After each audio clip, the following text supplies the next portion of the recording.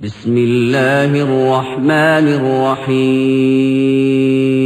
هل أتى على الإنسان حين من الدهر لم يكن شيئا مذكورا إنا خلقنا الإنسان من نطفة أمشاج نبتليه فجعلناه سميعا بصيرا إنا هديناه السبيل إما شاكرا وإما كفورا إنا أعتدنا للكافرين سلاسل وأغلالا وسعيرا إن الأبرار يشربون من كأس كان مزاجها كافورا عينا يشرب بها عباد الله يفجرونها تفجيرا يوفون بالنذر ويخافون يوما كان شره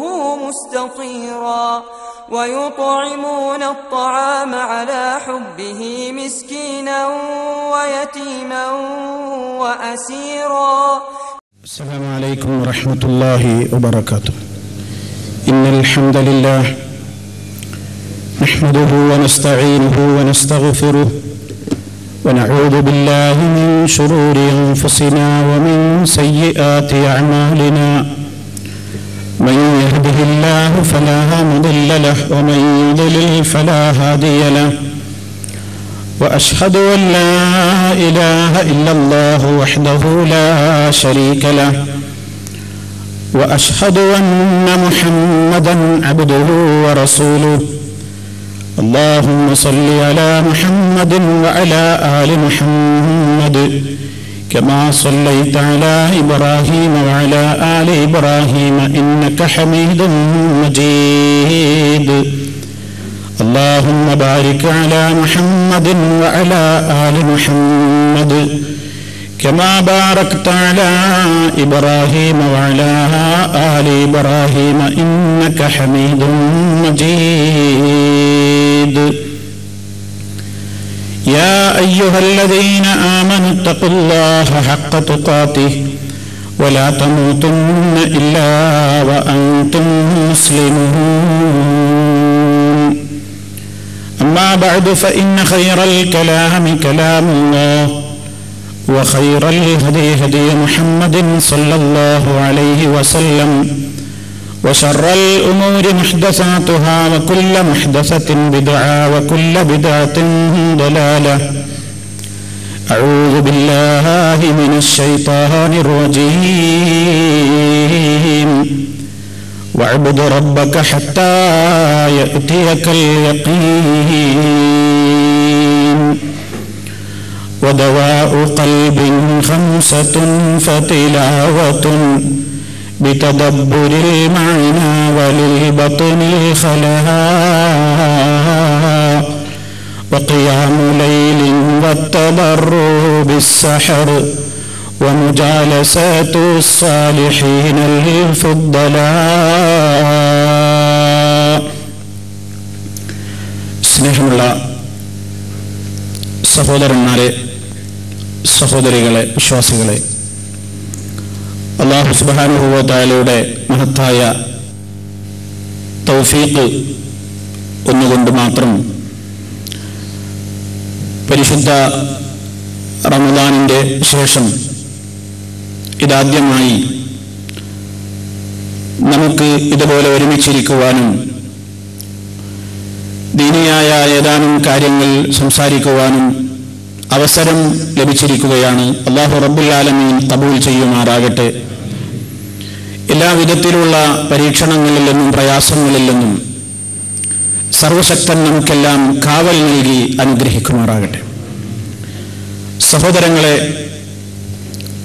പരിശുദ്ധ റമദാനിന്റെ ശേഷം ആളുകളെ പൊതുവെ എടുത്ത് പരിശോധിച്ചു നോക്കിയാൽ 2-3 തരം ആളുകളായിട്ടാണ് നമുക്ക് കാണാൻ സാധിക്കുന്നത്. ഒരു വിഭാഗം ആളുകൾ അവർ പരിശുദ്ധ റമദാൻ വരുന്നതിന്റെ മുമ്പുള്ള ജീവിതത്തിലും വളരെ സൂക്ഷ്മതയും തഖ്വയുമൊക്കെ കാത്തു സൂക്ഷിച്ചുകൊണ്ട് നല്ല നിലക്ക് അല്ലാഹുവിന് വഴിപ്പെട്ടുകൊണ്ട് ജീവിച്ചിരുന്ന ആളുകളാണ്. അവർക്ക് പരിശുദ്ധ റമളാൻ കൂടി വന്നപ്പോൾ ജീവിതത്തിൽ എന്തെന്നില്ലാത്ത ഉന്മേഷവും തഖ്വാബോധവും അവരിൽ റമളാൻ വന്നപ്പോൾ കൂടുതലുണ്ടായി. റമളാൻ കഴിഞ്ഞപ്പോഴും മാറ്റങ്ങളൊന്നുമില്ലാതെ പരിശുദ്ധ റമളാൻ കൊണ്ട് ലഭിച്ച വീര്യവും ഉന്മേഷവും ഇപ്പോഴുള്ള ജീവിതത്തിലും തുടർന്നുകൊണ്ടിരിക്കുന്ന ആളുകൾ, ഈ പറയുന്ന ആളുകൾ വലിയ ഭാഗ്യവാന്മാരാണ്, അവർ മഹാന്മാരാണ്. അല്ലാഹുവിങ്കൽ നിന്ന് വലിയ തൗഫീഖ് കിട്ടുന്ന ആളുകളാണ്. റബ്ബുൽ ആലമീൻ നമ്മെ അത്തരക്കാരിൽ ഉൾപ്പെടുത്തി അനുഗ്രഹിക്കുമാറാകട്ടെ. വേറൊരു വിഭാഗം ആളുകൾ അവർ പരിശുദ്ധ റമളാനിന്റെ മുമ്പുള്ള ജീവിതത്തിലും റമളാൻ വന്നപ്പോഴും റമളാൻ കഴിഞ്ഞപ്പോഴുമൊക്കെ ഒരേപോലെ ജീവിക്കുന്നവരാണ്. തെമ്മാടിത്തവും തോന്നിവാസവും ധിക്കാരവും ഹറാമുകളും തോന്നിയതുപോലെയുള്ള ജീവിതം ഏത് കാലഘട്ടത്തിലും അവർക്ക് റമളാൻ വന്നപ്പോഴും മാറ്റമുണ്ടായില്ല, കഴിഞ്ഞപ്പോഴും അതുപോലെ തന്നെ.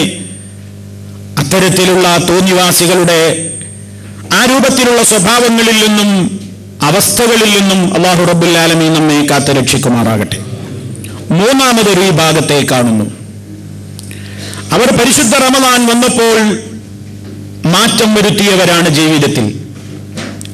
പരിശുദ്ധ റമളാനിൽ ഏറെ തഖ്വയും സൂക്ഷ്മതാബോധവുമൊക്കെ നിലനിർത്തി ജീവിച്ചവരാണ്. പരിശുദ്ധ റമളാനിൽ അവർ കൃത്യമായി ഇസ്ലാമിന്റെ നിയമാവലികളെ കാത്തുസൂക്ഷിച്ചുകൊണ്ട് അല്ലാഹു റബ്ബുൽ ആലമീനിന്റെ വിധിവിലക്കുകളെ അനുസരിച്ചുകൊണ്ട് തന്നെയാണ് ജീവിക്കാൻ ശ്രമിച്ചത്. എന്നാൽ സങ്കടകരമെന്ന് പറയട്ടെ, റമളാൻ കഴിഞ്ഞപ്പോൾ ഈ പറയുന്ന മൂന്നാമത്തെ വിഭാഗത്തിൽ മാറ്റങ്ങളാണ് കാണുന്നത്. എന്ത് മാറ്റം? റമളാൻ കൊണ്ടുണ്ടായ മാറ്റം ശവ്വാലിലില്ല. റമളാനിൽ അവർക്ക് നല്ല ഉന്മേഷവും തഖ്വയുമൊക്കെ ഉണ്ടായിരുന്നു. റമളാൻ കഴിഞ്ഞപ്പോൾ ശവ്വാൽ തുടങ്ങിയുള്ള ജീവിതത്തിൽ ഉടനീളം വലിയ മാറ്റം കാണുന്നു. റമളാനിനെ അപേക്ഷിച്ച് അവരുടെ പഴയകാല ജീവിതത്തിലേക്ക് മടങ്ങിപ്പോയതായി കാണുന്നു. പഴയകാല തോന്നിവാസ ജീവിതത്തിലേക്ക് മടങ്ങിപ്പോയതായി കാണുന്നു.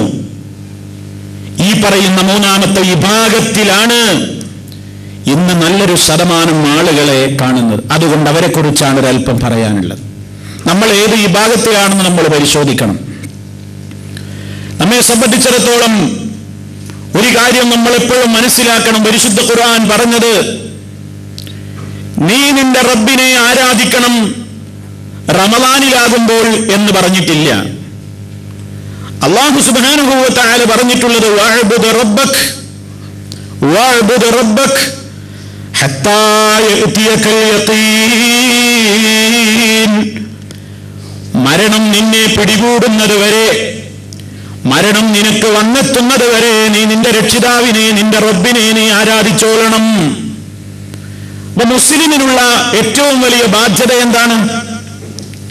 പള്ളിയിലാകുമ്പോൾ തഖ്വ, മാർക്കറ്റിലാകുമ്പോൾ തഖ്വ ഇല്ലായ്മ, റമളാനിലാകുമ്പോൾ തഖ്വ, റമളാൻ കഴിഞ്ഞാൽ പിന്നെ തഖ്വ ഇല്ലായ്മ, ഏതെങ്കിലും ചില ആളുകളുടെ കൂട്ടത്തിലാകുമ്പോൾ സൂക്ഷ്മതയുള്ള ജീവിതം, ഒറ്റക്കുള്ള ജീവിതത്തിലാണെങ്കിൽ സൂക്ഷ്മത ഒഴിവാക്കുക. ഈ ഇരട്ടത്താപ്പ് ഒരു മുസ്ലിമിന് പാടുള്ളതല്ല. മുസ്ലിമിനോട് റബ്ബുൽ ആലമീൻ കൽപ്പിച്ചത് നീ എപ്പോഴും അല്ലാഹുവിനെ ആരാധിക്കണം. എപ്പോഴും, മരണം വരെ നിന്റെ ബാധ്യതയാണ്. എവിടെയാണെങ്കിലും അള്ളാഹുവിനെ സൂക്ഷിക്കണമെന്നതാണ് റസൂൽ സല്ലല്ലാഹു അലൈഹി വസല്ലമിന്റെ അധ്യാപനം. നീ ഇത്തഖില്ലാഹ ഹൈസുമാ കുൻത, നബി സല്ലല്ലാഹു അലൈഹി വസല്ലമിന്റെ വസിയത്താണ്. ഇത്തഖില്ലാഹ്, നീ അള്ളാഹുവിനെ സൂക്ഷിച്ചുകൊണ്ട് ജീവിക്കണേ. പടച്ച റബ്ബിന്റെ കൽപ്പനകളെ ശിരസാ വഹിച്ചുകൊണ്ട് ജീവിക്കണേ. ഹൈസുമാ കുൻത, നീ എവിടെയായിരുന്നാലും, എവിടെയായിരുന്നാലും സ്ഥലം നോക്കിയിട്ട്, മാസം നോക്കിയിട്ട്, തരം നോക്കിയിട്ട്, സന്ദർഭം നോക്കിയിട്ടൊക്കെ ഒരു തഖ്വ അത് ഇസ്ലാം പഠിപ്പിക്കുന്നില്ല. പക്ഷെ ഇന്ന് മഹാഭൂരിപക്ഷവും അങ്ങനെയാണ് കാണുന്നത്. റമളാനിലുള്ള വീര്യം കാണാനില്ല.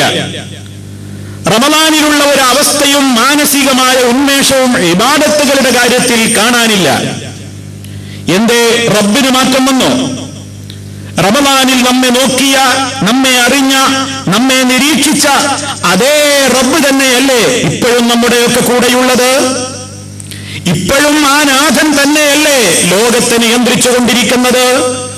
അവനല്ലേ ലോകത്തിന്റെ എല്ലാ കാര്യങ്ങളും അറിഞ്ഞുകൊണ്ടിരിക്കുന്നത്, എല്ലാവരെയും കണ്ടുകൊണ്ടിരിക്കുന്നത്? ഇന്നല്ലാഹ കാന അലൈക്കും റഖീബാ, നിശ്ചയമായും അല്ലാഹു നിങ്ങളുടെ മേൽ നിരീക്ഷകനായിട്ടുണ്ട്. ഏത് സമയത്തും അല്ലാഹുവിന്റെ നിരീക്ഷണമുണ്ട്. ഒറ്റക്കിരിക്കുകയാണെങ്കിലും അള്ളണ്ട്. അള്ളാന്റെ നോട്ടം, അവന്റേതായ കാഴ്ച, കേൾവി ഒരിടത്തൊരു സെക്കൻഡ് പോലും. ഇദാ മാ ഖലൗത ദഹ്റ യൗമൻ ഫലാ തഖുൽ ഖലൗതു വലാകിൻ ഖുൽ അലയ്യ റഖീബു വലാ തഹ്സബന്ന അല്ലാഹ യഗ്ഫുലു സഅതൻ വലാ അന്ന മാ തുഖ്ഫി അലൈഹി യഗീബു. ഒരു കവി നമ്മോട് ഉപദേശിക്കുകയാണ്, നീ ഒരു സ്ഥലത്ത് ഒറ്റയ്ക്ക് ഒഴിഞ്ഞിരിക്കുകയാണെങ്കിൽ പോലും നീ പറയരുത് ഞാനിപ്പോൾ ഒറ്റക്കാണെന്ന് പറയരുത്, ഞാനിപ്പോൾ ഒറ്റക്കാണെന്ന് പറഞ്ഞു പോകരുത്. വലാകിൻ, പക്ഷേ നീ നിന്റെ മനസ്സിനെ പഠിപ്പിക്കണം, അലയ്യ റഖീബ്, എന്റെ മേൽ നിരീക്ഷകനുണ്ട്. നീ ഒരിക്കലും വിചാരിക്കരുത് ഒരു സെക്കൻഡ് നേരത്തേക്കെങ്കിലും അല്ലാഹ് അശ്രദ്ധനാണെന്ന് നീ വിചാരിക്കരുത്. ഒരു സെക്കൻഡ് നേരത്തേക്ക് അല്ലാഹ് അശ്രദ്ധനാണെന്ന് വിചാരിക്കരുത്. നീ എന്തെങ്കിലും ഒളിച്ച് രഹസ്യമായി ചെയ്യുന്നുവെങ്കിൽ അത് പടച്ച റബ്ബിന് അജ്ഞാതമാണെന്നും അവനത് അറിയുന്നില്ലെന്നും നീ ഒരിക്കലും ധരിച്ചു വശാകരുത് എന്ന് വളരെ അർത്ഥവത്തായ ഒരു കവിതാ ശകലം നമ്മുടെ ഓർമ്മകളിൽ എന്നും നാം കേൾക്കാറുള്ളതാണ്. വല്ലാഹു ബിഗാഫിലിൻ അമ്മാ യഅമലുൽ ളാലിമൂൻ. അല്ലാഹു റബ്ബുൽ ആലമീൻ അക്രമികൾ പ്രവർത്തിക്കുന്ന ഒരു പ്രവർത്തനങ്ങളെ കുറിച്ചും അവൻ അശ്രദ്ധനാണെന്ന് ആരും വിചാരിക്കണ്ട. പരിശുദ്ധ ഖുർആൻ ഒട്ടേറെ സ്ഥലത്ത് താക്കീത് നടത്തിയിട്ടുള്ള സംഗതിയാണിത്. അതുകൊണ്ട് നമ്മൾ ചിന്തിക്കുക, പരിശുദ്ധ റമദാനിന്റെ ശേഷം ഉള്ള ജീവിതത്തിൽ ആർക്കൊക്കെ എന്തൊക്കെ മാറ്റങ്ങൾ വന്നു എന്ന് ഓരോരുത്തരും അവരവരോടാണ് ചോദിക്കേണ്ടത്. നമ്മുടെ മനസ്സിൽ റമദാൻ കഴിഞ്ഞു എന്ന ഒരു ബോധം ഇപ്പോൾ നിലനിൽക്കുന്നുണ്ടോ? നമ്മുടെ മുൻഗാമികൾ ഇങ്ങനെയായിരുന്നുവോ? മുൻഗാമികളെ സംബന്ധിച്ചിടത്തോളം അവരുടെ മനസ്സിൽ ഒരു നന്മ കഴിഞ്ഞാൽ ആ നന്മ ചെയ്തല്ലോ എന്ന അഹങ്കാരമല്ല ഉണ്ടായിരുന്നത്. ഞാൻ എന്തൊക്കെയോ ചെയ്തു എന്നിപ്പോ നമുക്ക് തോന്നുന്നില്ലേ? പലരുടെയും മനസ്സുകളിൽ റമദാൻ കഴിഞ്ഞപ്പോൾ ഒരു തോന്നൽ, ഞാൻ ഈ റമദാനിൽ എന്തൊക്കെയോ കാര്യമായി ചെയ്തിട്ടുണ്ട്. ഞാൻ നോമ്പെടുത്തു, ദീർഘമായി നമസ്കരിച്ചു, ഖുർആൻ ഖത്മുകൾ ഓതിത്തീർത്തു, ഫിത്ർ സക്കാത്ത് നൽകി, ദാനധർമ്മങ്ങൾ നൽകി, ഖുർആൻ ഒരുപാട് ഓതി, നല്ല നല്ല കാര്യങ്ങൾ ചെയ്തു. ഇനി എനിക്ക് ആകെ എന്തേ തടസ്സമുള്ളൂ, മരിച്ചിട്ടില്ല, അത്രേ ഇപ്പൊ സ്വർഗത്തിൽ കയറാൻ പ്രയാസമുള്ളൂ. മനുഷ്യന്റെ മനസ്സ് അവനോട് ഇങ്ങനെ പറയാൻ, ഒരു തന്നെ കുറിച്ചുള്ള ഒരു വല്ലാത്തൊരു ആത്മവിശ്വാസം, ഒരു അതിരുകടഞ്ഞ ആത്മവിശ്വാസം. എന്നാൽ മഹാന്മാരായ മുൻഗാമികൾ അങ്ങനെ ആയിരുന്നില്ല. അവരങ്ങനെ ആയിരുന്നില്ല. നിങ്ങൾ നോക്കൂ, ചരിത്രം മുഴുവൻ പരിശോധിച്ചു നോക്കിയാലും, വലിയ വലിയ മഹാന്മാരുടെ ദുആകളൊക്കെ എടുത്ത് പരിശോധിച്ചു നോക്കിയാൽ ഒരു കാര്യം ചെയ്താലും അവർക്ക് സമാധാനമില്ല.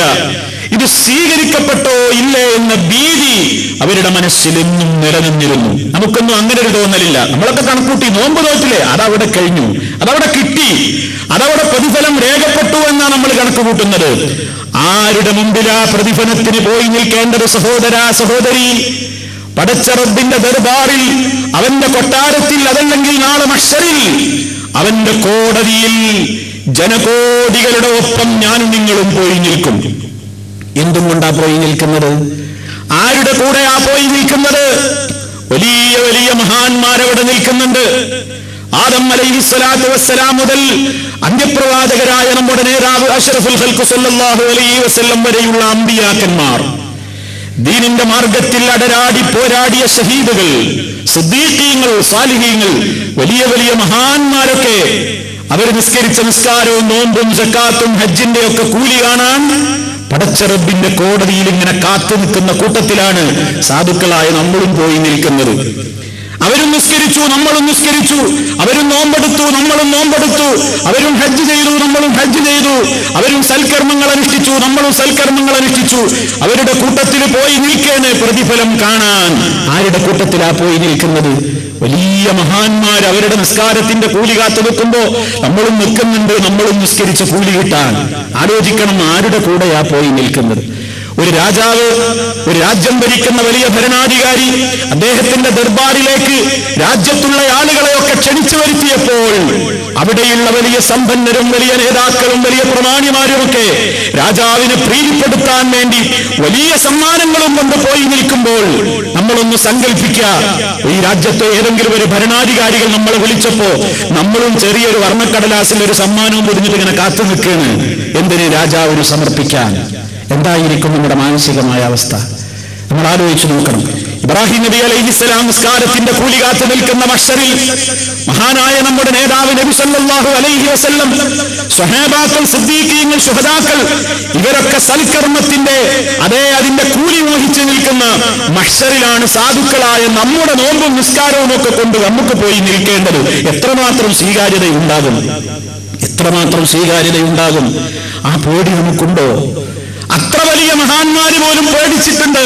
പടച്ച റബ്ബിന്റെ മുമ്പിൽ ചെയ്യുന്ന കർമ്മങ്ങൾ ഞങ്ങളൊക്കെ ചെയ്തിട്ട് സ്വീകരിക്കാതെ എവിടെ പോകാനാ എന്ന ഉൾനാട്ടവും കിവിടുമെന്നും നമുക്കൊക്കെ തോന്നുന്ന ആ ഒരു ധാരണ നമ്മുടെ മുൻഗാമികളായ നേതാക്കൾക്ക്, മഹാന്മാർക്ക് ഒരിക്കലും തോന്നിയിട്ടില്ല. ഖലീലുള്ള എന്ന സ്ഥാനപ്പേരാണ് ഇബ്രാഹിം അലൈഹിസ്സലാമിനുള്ളത്. അർത്ഥം പറയേണ്ടതില്ലല്ലോ. പടച്ച റബ്ബിന്റെ ആത്മമിത്രം, ഉറ്റമിത്രം. അത്രമാത്രം വലിയ സ്നേഹത്തിന്റെ വലിയ പേരുള്ള ഖലീലുല്ലാഹി ഇബ്രാഹിം അലൈഹിസ്സലാത്തു വസ്സലാം മഹാനവറുകൾ ഒരിക്കലും ചിന്തിച്ചില്ല, എന്ത്, ഞാനൊരു വലിയ പ്രവാചകനല്ലേ, ഞാൻ എന്തെങ്കിലും ഒരു പ്രവൃത്തി എന്നിൽ നിന്നൊരു പിഴവ് വരെ ഉണ്ടാവില്ല, ഞാൻ പിഴക്കൂല. നമ്മളങ്ങനെയാണ്. ചില ആളുകൾ അങ്ങനെയാണ്. ഞാൻ 2ാം ക്ലാസ് മുതൽക്ക് തൗഹീദ് കേൾക്കൽ തുടങ്ങിയ ആളാ, ഞാൻ പാരമ്പര്യമായി മുജാഹിദ, അല്ലെങ്കിൽ ഞാൻ കുറെ കാലമായിട്ട് ഇൽമുള്ള ആളാണ്, ഞാനൊക്കെ ഇനി പിഴക്കേ, എന്നോടൊക്കെ ഇനി തൗഹീദ് പറയേ, എന്നോടൊക്കെ ഇനി ഉപദേശിക്കേ. ചില ആളുകൾക്കൊക്കെ അങ്ങനെ തോന്നി തുടങ്ങിയിട്ടുണ്ട്. ഇതൊന്നും അങ്ങനെ പറയേണ്ടതൊക്കെ എത്ര കാലം കേട്ടതാ, എത്ര കാലം മുമ്പ് കേൾക്കാൻ തുടങ്ങിയതാ. ഇനി നമ്മളൊക്കെ പിഴക്കേ, ഇനി നമ്മളൊക്കെ തെറ്റിപ്പോയേ, എന്തായി എന്നും തൗഹീദും ഉത്ബോധനവും കൊണ്ട് നടക്കുന്നത്. അന്താരാഷ്ട്ര ഇന്റർനാഷണൽ വിഷയങ്ങൾ എന്താണും പറയാനില്ലേ? ഈ രാജ്യത്ത് ഫിത്നയുണ്ടാക്കുന്ന ഇത്തരത്തിലുള്ള സംസാരങ്ങൾ നിർത്തിക്കൂടെ എന്ന് പറയുന്ന വലിയവന്മാരുണ്ട്. ചിന്തിക്കണം. ഖലീലുല്ലാഹി ഇബ്രാഹിം അലൈഹിസ്സലാമിനോളം തൗഹീദി രംഗത്ത് ത്യാഗം സഹിച്ച ഒരു മഹാനായ പ്രവാചകൻ ചരിത്രത്തിൽ കഴിഞ്ഞു പോയിട്ടുണ്ടോ?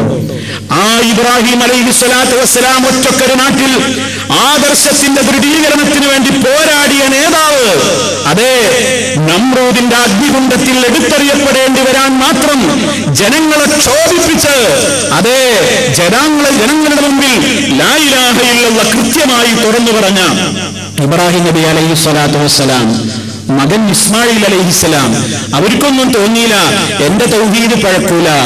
അവർക്കും പേടിച്ചു, എന്റെ തൗഹീദും പഴക്കാം, ഞാനും ശിർക്കിലേക്ക് പോകാം. അതുകൊണ്ട് മഹാനവറുകളുടെ പ്രാർത്ഥന എന്താ? ഇബ്രാഹിം അലൈഹിസ്സലാമിന്റെ ദുആ ഖുർആൻ പറയുന്നുണ്ട്, വജ്നുബിനി വബനിയ അൻ നഅ്ബുദൽ അസ്നാം. പടച്ച റബ്ബേ, നീ എന്നെ അകറ്റണം. വജ്നുബിനി, നീ എന്നെ അകറ്റി നിർത്തണം. വബനിയ, എന്റെ മക്കളെയും എന്തിൽ നിന്ന് അകറ്റണം? അൻ നഅ്ബുദൽ അസ്നാം. ഞങ്ങൾ വിഗ്രഹങ്ങൾക്ക് ഇബാദത്തെടുത്തുകൊണ്ട് ശിർക്ക് ചെയ്യുന്ന ഒരവസ്ഥ ഞങ്ങളിൽ വരരുത് റബ്ബേ. ഇബ്രാഹിം അലൈഹിസ്സലാമാണ് പ്രാർത്ഥിക്കുന്നത്. ചില പാരമ്പര്യ മുജാഹിദീങ്ങൾക്ക് ഒരു തോന്നലുണ്ട്, നമ്മളിഞ്ഞ് തൗഹീദൊന്നും കേൾക്കും പറയും പഠിക്കൊന്നും വേണ്ട, നമുക്കൊക്കെ തികഞ്ഞു, ഇനി അതത്ര ശ്രദ്ധിക്കേണ്ട കാര്യമൊന്നുമില്ല, ഇതൊക്കെ നിർത്തേണ്ട കാലമായി, നമ്മളൊക്കെ ഇനി പിഴക്കേ. എടോ, ചിന്തിച്ചു നോക്കി. ഖലീലുല്ലാഹി ഇബ്രാഹിം അലൈഹിസ്സലാമിനോളം ഉയരാൻ കഴിഞ്ഞൊരു നേതാവ്, ലാ ഇലാഹ ഇല്ലല്ലാഹ് പറഞ്ഞതിന്റെ പേരിൽ അഗ്നികുണ്ഡം ഏറ്റുവാങ്ങിയ നേതാവിന് സമാധാനമില്ല. അതുകൊണ്ടാ മഹാനവറുകൾ പ്രാർത്ഥിക്കുന്നത്, വജ്നുബിനി വബനിയ അൻ നഅ്ബുദൽ അസ്നാം. ഞാനും എന്റെ മക്കളും വിഗ്രഹങ്ങളെ ആരാധിച്ചുകൊണ്ട് ശിർക്ക് ചെയ്യുന്ന ഒരവസ്ഥ വരാതെ രക്ഷിക്കണേ റബ്ബേ. തീർന്നില്ല മഹാനവറുകളുടെ അടുത്ത പ്രാർത്ഥന, റബ്ബി ജഅൽനി മുഖീമസ്സലാ വമിൻ ദുർരിയതി റബ്ബനാ വതഖബ്ബൽ ദുആ. എന്താ മഹാനവറുകൾ തേടുന്നത്? റബ്ബി ജഅൽനി മുഖീമസ്സലാ. അല്ലാഹുവേ, എന്റെ റബ്ബേ, നീ എന്നെ നമസ്കാരം നിലനിർത്തുന്നവരുടെ കൂട്ടത്തിൽ ഉൾപ്പെടുത്തലേ. ഇബ്രാഹിം നബി ദുആ ചെയ്യുന്നത് ഞാൻ നിസ്കാരം എന്നും നിലനിർത്തുന്നവരുടെ കൂട്ടത്തിലാകണം. നമുക്ക് ബേജാറില്ല, ഞാൻ റമളാനിൽ നിസ്കരിച്ചു, പ്രശ്നമൊന്നുമില്ല, ഞാൻ ഇതൊന്നും പഴച്ചു പോകൂല. ഇബ്രാഹിം നബിക്ക് ബേജാറാണ്, ബേജാറ് തന്നെയാണ്. എന്നെ നമസ്കാരം നിലനിർത്തുന്നവരുടെ കൂട്ടത്തിൽ ഉൾപ്പെടുത്തണം. എന്നെ മാത്രല്ല, വമിൻ ദുർരിയതി, എന്റെ സന്താനങ്ങളിൽ നിന്നും അങ്ങനത്തെ ആളുകൾ ഉണ്ടാവണം. ഇതൊക്കെ പറഞ്ഞിട്ടും ഖലീലായ ഇബ്രാഹിം അല്ലേ ചോദിക്കുന്നത്? അള്ളാനോടല്ലേ ചോദിക്കുന്നത്? അള്ളാഹ്ക്ക് ഇഷ്ടപ്പെട്ട ഖലീൽ ചോദിച്ചാ പിന്നെ അള്ളാഹ് തട്ടേ? അങ്ങനത്തെ ഒരു രുചിവും ഇബ്രാഹിം നബിയുടെ മനസ്സിലുണ്ടായില്ല. ചോദിച്ച ഉടനെ അവസാനിപ്പിച്ചത് എങ്ങനെയാ പ്രാർത്ഥന? റബ്ബനാ വതഖബ്ബൽ ദുആ,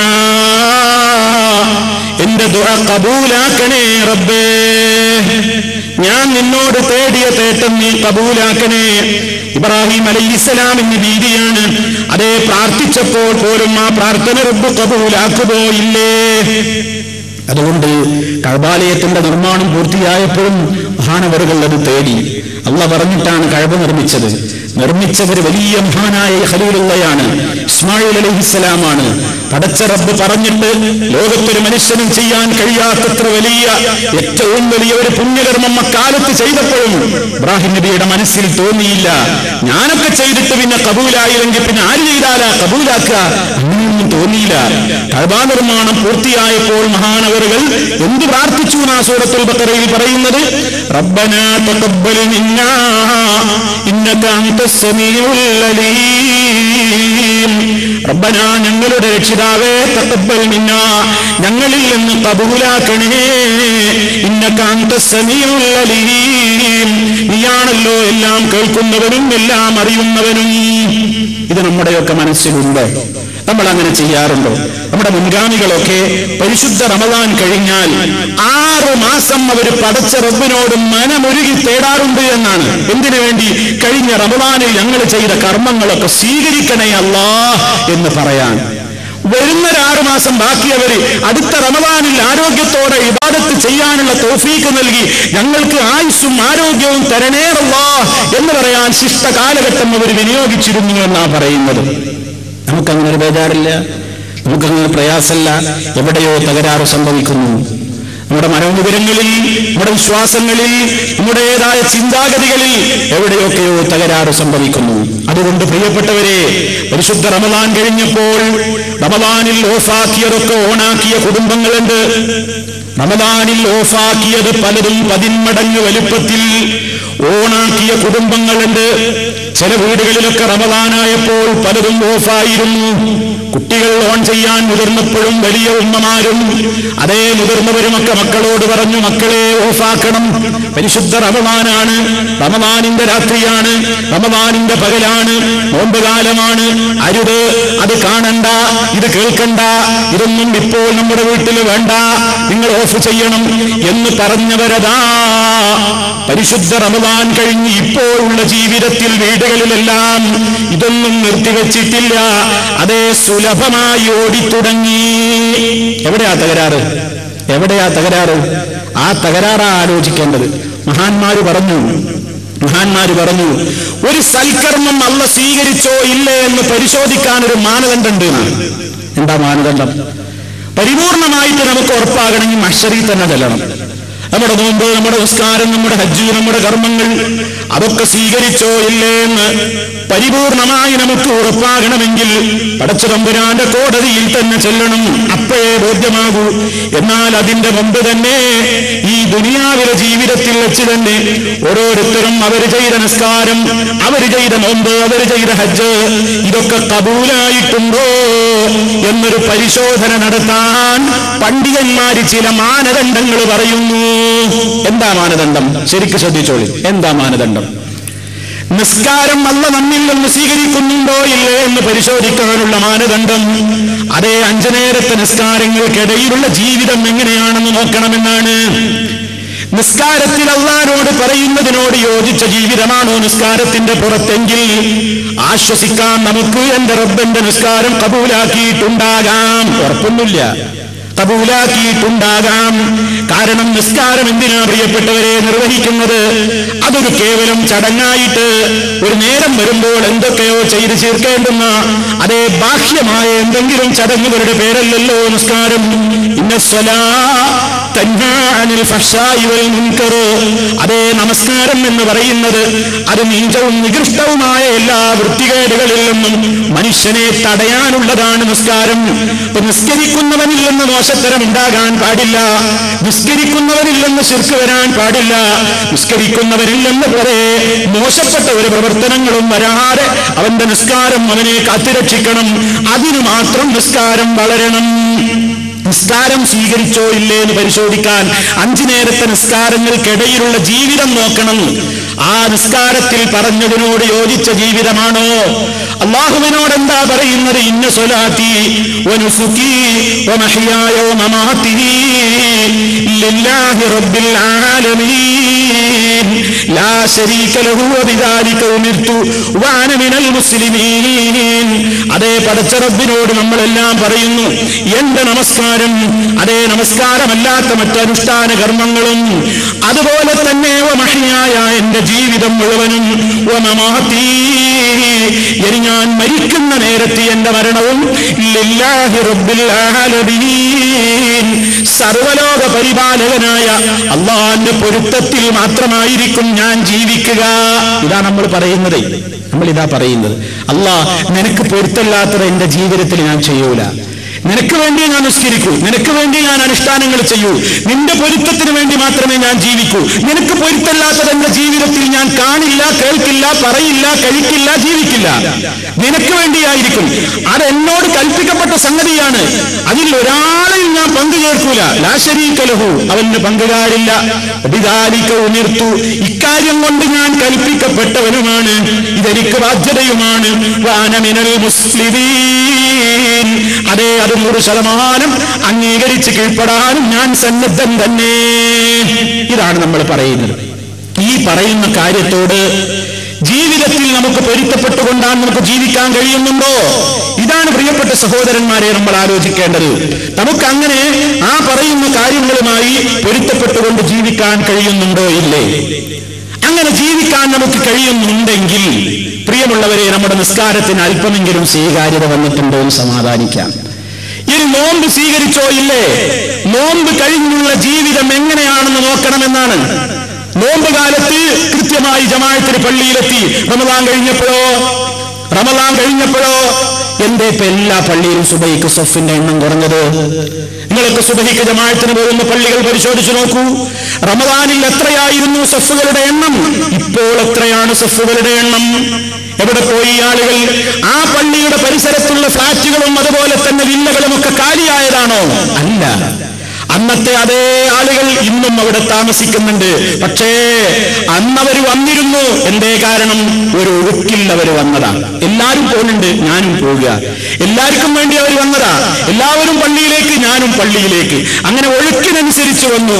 ആ ഒഴുക്കങ്ങ് തീർന്നപ്പോഴോ ചപ്പു ചവറുകളൊക്കെ കാണാനില്ല. ഈമാനുള്ളവരൊക്കെ പള്ളികളിൽ ബാക്കിയായി. ഈ ഒരവസ്ഥ ഇത് നമ്മെ പിടികൂടുകയാണ്. റമദാനിൽ വലിയ സൂക്ഷ്മതയായിരുന്നു. സിനിമയില്ല, സീരിയലുകളില്ല, നൃത്തങ്ങളില്ല, ഡാൻസുകളില്ല, പാട്ടില്ല, കൂത്തില്ല, പൈശാചിക കുഴലൂത്തുകളില്ല, ഒന്നുമില്ല. വീടുകളിൽ പെണ്ണുങ്ങളും ആളുകളും ഒക്കെ ഇത്തിരി ഭക്തിയുള്ളവരൊക്കെ മക്കളോട് പറഞ്ഞു, മക്കളെ ഓഫാക്കൂ റമദാനാണ്. ഇപ്പൊ പറയണു ഓണാക്കൂ ശവ്വാലാണ്. പ്രശ്നമില്ല. ഇത് ഏത് ദീനായിന്? ഇതാര് പഠിപ്പിച്ച ദീനാണ്? റമദാൻ കാലത്ത് ഞാനും നിങ്ങളുമൊക്കെ എങ്ങനെയാ കൺട്രോൾ ചെയ്തത്? ഒരു തിന്മയുടെ ഏതെങ്കിലും ഒരു കാര്യം കാണാനോ കേൾക്കാനോ പറയാനോ അവസരം വന്നു തീർന്നാൽ റമദാനിന്റെ കാലഘട്ടത്തിൽ ഞാനും നിങ്ങളും നമ്മെ പഠിപ്പിച്ചതെന്താ? ഇന്നിമ്രുൻ സായിമുൻ, ഞാൻ നോമ്പുകാരനാണ്, എനിക്ക് നോമ്പാണ്, അതുകൊണ്ട് കണ്ടുകൂടെ കേട്ടുകൂടെ പറഞ്ഞുകൂടാ. ഇപ്പോഴോ ഇനിയും നമ്മെ കൺട്രോൾ ചെയ്യേണ്ടത് എങ്ങനെയാണ്? നോമ്പുകാരനാണെന്ന് പറഞ്ഞുകൊണ്ടല്ല.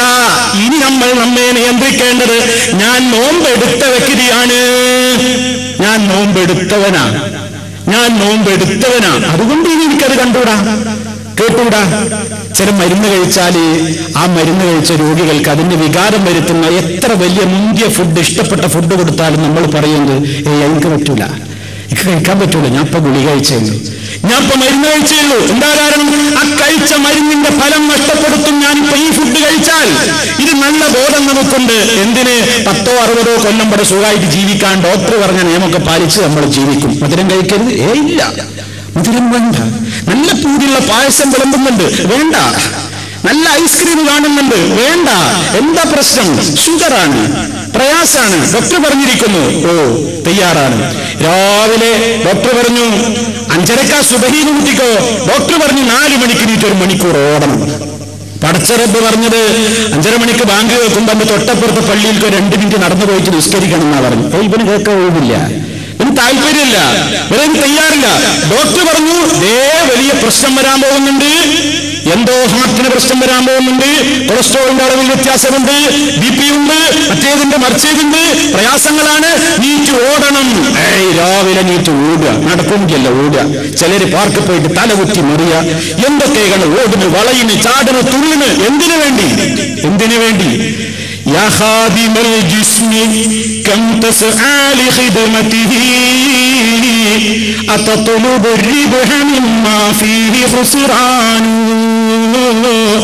ഓ ശരീരത്തിന് ഖിദ്മത്ത് ചെയ്യുന്ന മനുഷ്യ, ശരീരത്തിന് വേണ്ടി അധ്വാനിക്കുന്ന മനുഷ്യ, നീ എത്ര കാലമാണ് ഈ ശരീരത്തിന് വേണ്ടി ഇങ്ങനെ വലിയ അധ്വാനം നടത്തുന്നത്? ഇതുകൊണ്ട് നിനക്ക് എത്ര കാലമായേറിയാൽ ലാഭം കിട്ടുന്നത്? കുറഞ്ഞ കാലത്തെ ജീവിതത്തിന് വേണ്ടിയല്ലേ ഈ ഓട്ടവും ചാട്ടവും തുള്ളലും നിവരലും ഉയരലുമൊക്കെ? പടച്ച റബ്ബ് പറഞ്ഞു, ഹയ്യാലസ് സ്വലാഹ് ഹയ്യാലൽ ഫലാഹ്, വിജയത്തിലേക്ക് വരൂ, നിസ്കരിക്കാൻ വരൂ. തൊട്ടപ്പുറത്ത് പള്ളിയിലേക്ക് ഓടണ്ട, ഓടാതെ അലൈക്കും ബിസ്സകീനത്തി വൽ വഖാർ, വളരെ ശാന്തമായി നിങ്ങൾ വിജയത്തിലേക്ക് നടന്നു പോകൂ എന്ന് അഷ്റഫുൽ ഖൽഖ് സല്ലല്ലാഹു അലൈഹി വസല്ലം പറഞ്ഞിട്ടും ഇപ്പോൾ ഫജ്റിന് പള്ളിയിൽ ആളുകളില്ല. എന്തേ കാരണം? എന്താ കാരണം? അപ്പോ മാനസികമായിട്ട് വെറുതെ ആ നോമ്പ് നോറ്റതിപ്പോ നോമ്പൊന്നും സ്വീകരിക്കപ്പെട്ടിട്ടില്ല എന്നർത്ഥം. കാരണം അന്നുള്ള പടച്ചോൻ തന്നെ ഇപ്പോഴും പറയണം, അന്നത്തെ റമദാനിൽ ഫജ്ർ നിസ്കരിക്കാൻ കൽപ്പിച്ച റബ്ബന്നെയാണ് ഇപ്പോഴും നമ്മളോട് ഫജ്റിനെ വിളിക്കുന്നത്. എന്തേ പോകാത്തത്? എന്തേ അന്ന് ഓണാക്കി ഓഫാക്കിയ പലതും ഇപ്പോൾ വീടുകളിൽ ഓണാക്കാൻ ഉമ്മമാര് ഉപ്പമാര് സമ്മതിക്കുന്നത്? എന്തേ തോന്നിവാസങ്ങൾ വീണ്ടും വീടുകളിലേക്ക് കരിച്ചിറങ്ങി വരുന്നത്? എന്തേ അതിപ്പോഴും വീടുകളിൽ ഇങ്ങനെ തകർത്താടുന്നത്? എന്തേ അക്കാര്യത്തിൽ ഒരു സൂക്ഷ്മതയില്ലാതെ പോകുന്നത്? അതാണ് ചിന്തിക്കേണ്ടത്. നമ്മുടെ നോമ്പ് കബൂലായിട്ടില്ല. പണ്ഡിതന്മാർ പറയുന്ന മാനദണ്ഡമാണ്, നോമ്പ് കബൂലായിട്ടുണ്ടെങ്കിൽ ശേഷമുള്ള ജീവിതത്തിലും ആ ഭക്തി വാടും. ശേഷമുള്ള ജീവിതത്തിൽ ഭക്തിയില്ലയോ, നോമ്പിലുണ്ടോ തകരാറ് പറ്റിയിട്ടുണ്ട്. എന്താ മാർഗം? എന്താണ് വഴി? പടച്ച റബ്ബുരാനോട് കരഞ്ഞു പറയാ, റബ്ബേ, എന്തെങ്കിലും പോരായ്മകൾ പറ്റിയിട്ടുണ്ടെങ്കിൽ മാപ്പ് തരണം, പൊറുക്കണം, എന്നിൽ നിന്ന് സ്വീകരിക്കണം, എന്റെ ജീവിതത്തെ നന്നാക്കണം. അതാ തുടർച്ചയായി നമ്മൾ തേടുന്നത്. റബ്ബനാ ഹബ് ലനാ മിൻ അസ്വാജിനാ വദുർരിയാതിനാ ഖുർറത അയുനിൻ വജഅൽനാ ലിൽമുത്തഖീന ഇമാമാ. റബ്ബേ, ഞങ്ങളുടെ മക്കളിൽ നിന്ന്, ഇണകളിൽ നിന്ന് നീ ഞങ്ങൾക്ക് കൺകുളിർമ തരണം, പ്രദാനം ചെയ്യണം. വജഅൽനാ, ഞങ്ങളെ നീ ആക്കണേ റബ്ബേ ലിൽമുത്തഖീന ഇമാമാ. അതേ, ഭക്തിയുള്ള ആളുകൾക്ക് ഇമാമാകാൻ മാത്രം, ലോകത്ത് ഭക്തിയോടെ എങ്ങനെ ജീവിക്കണം എന്ന് ഞങ്ങളെ കണ്ട് ആളുകൾക്ക് പഠിക്കാൻ കഴിയണം. അതിന് മാത്രം ഞങ്ങൾ നേതാക്കളാവണം, അതിന് മാത്രം ഞങ്ങൾ മാതൃകാ സമ്പന്നരാവണം. ഇതാണ് മുഅ്മിനീങ്ങളുടെ തേട്ടം. ഖുർആൻ പറയുന്നില്ലേ? നമ്മൾ അങ്ങോട്ടെത്തിയോ? ആ ഒരു ചിന്താഗതിയിലേക്ക് നമ്മൾ എത്തിയോ? ഇല്ല.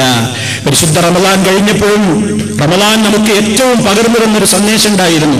ഖുർആൻ ഇറങ്ങിയ മാസമായിരുന്നു, തൗഹീദിന്റെ മാസമായിരുന്നു. ബദർ യുദ്ധം ശക്തമായ നിലയ്ക്ക് പടച്ച തമ്പുരാനെ മാത്രമേ വിളിച്ചു പ്രാർത്ഥിക്കാവൂ എന്ന് പറഞ്ഞ ശക്തമായ ആദർശത്തിന്റെ വക്താക്കൾ ജീവനും രക്തവും ബലിയർപ്പിച്ചുകൊണ്ട് ലാ ഇലാഹ ഇല്ലല്ലാഹ് മുഹമ്മദ് റസൂലുള്ളാഹ് നിലനിർത്തിയതിന്റെ ഓർമ്മ പുതുക്കിയ മാസമായിരുന്നു. ഇപ്പോഴോ ആദർശത്തിൽ ആർക്കെങ്കിലും വല്ല കണിശതയുണ്ടോ? ആദർശത്തിൽ വല്ല കണിശതയുണ്ടോ? ശിർക്ക് ഹോൾസെയിൽ വ്യാപാരം നടത്താൻ വേണ്ടി മീഡിയകൾ മത്സരിക്കാൻ. സമൂഹത്തിന്റെ മുമ്പാകെ പടച്ചതമ്പുരാനിൽ നിന്ന് ശ്രദ്ധ തിരിച്ചുകൊണ്ട് പടപ്പുകളിലേക്ക് മനുഷ്യന്റെ ശ്രദ്ധ ക്ഷണിക്കാൻ മാത്രം മനുഷ്യനെ പ്രാപ്തനാക്കുകയാണ് മീഡിയകൾ. നമ്മൾ മനസ്സിലാക്കണം. നമ്മുടെ സമുദായത്തിലെ ആളുകൾ പോലും എത്ര വലിയ കവറേജാ കൊടുക്കുന്നത്. നിങ്ങൾ നോക്കൂ, ഇത് ഇന്നലത്തെ ഒരു പത്രമാണ്. ഇന്നലത്തെ പത്രത്തിൽ കളർഫുൾ ഫോട്ടോയാണ്. ഇതാ കൊടുത്തത്. രാഷ്ട്രപതി അജ്മീർ ദർഗ സന്ദർശിച്ചു. ആരാ സന്ദർശിച്ചത്? രാഷ്ട്രപതി. ഇതിന് കേട്ടോളൂ.